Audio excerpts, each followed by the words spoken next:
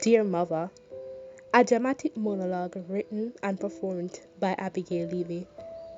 It's been years since I last smiled, since I felt a ping of happiness tug on my heartstrings. I cannot remember the time where I was happy to wake up and see another day, a day to make myself productive, to be a child of society, educated, making friends, and playing. How I long to be like other kids, so impressionable, carefree, with faces painted with vibrance and color. But I cannot. For you, Mother, has made me a hollow mess of a person. I am unhappy, and my life has been the same mess of gloom and pain. However, I can recall when it all began. One day, when I was 10, I sat in my room, alone in the darkness, thinking. I heard you and Daddy shout in the other room. Your voices were like thunder in a raging storm. Your shrill voice cried, I cannot believe that you would bring that whore in our house, into our bed. I recoiled in disgust at your words. I didn't quite understand what you meant, with me being 10, but I knew something was wrong. And my daddy said, I don't know. I knew he was lying. He always did.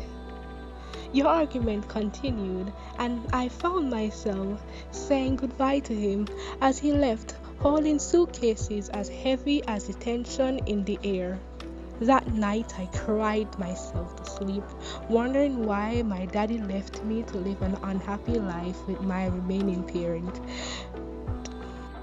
For years, Mother, you have kept up this illusion of this mother-daughter bond, when in actuality you wrote me in an codependent relationship with you. Like the time I questioned an order, and you had the guts to tell me that you're the one who is paying the bills, so therefore I should do whatever you tell me. After all, you're the one who puts clothes on my back, and you're the one who gave me shelter and food to eat. Well, thank you, Mother, for doing the bare minimum that the law requires you to do when you have a child, because apparently you think it's some sort of congratulatory prize worth patting yourself on the shoulder for. And let's not forget the times where you'd shout at me for the sake of being a child. You've called me worthless, asking why I didn't leave with my father, saying that I'm just like my father, and I will never amount to anything, just like how he never did. And then you turn it around to make it look like you're the victim. But I suppose that's how society sees it. You, the poor tired mother who did her absolute best with a child that has done nothing but give her heartache. After all, children should be seen and never heard. I've seen other mothers like you in the biology lab, where I saw Mom took up a chair threatening to beat her son with it because he didn't do his homework for the term, despite the fact that he had been doing well in school before this.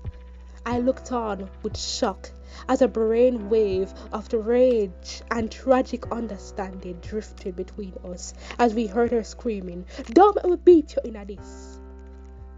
And like some sort of sick joke, she tried to justify her behavior by saying that she works damn hard to send him to school, only for him to not do his homework, because apparently it is okay to take up a chair with the intention of beating your child with it because he didn't do his homework, because your ass does a 9 to 5 and pay money for his tuition. I am sorry, but I have a hard time understanding your logic. woman.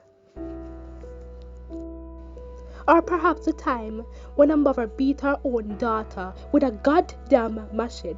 Yes, a machete, because he was talking about sex on social media.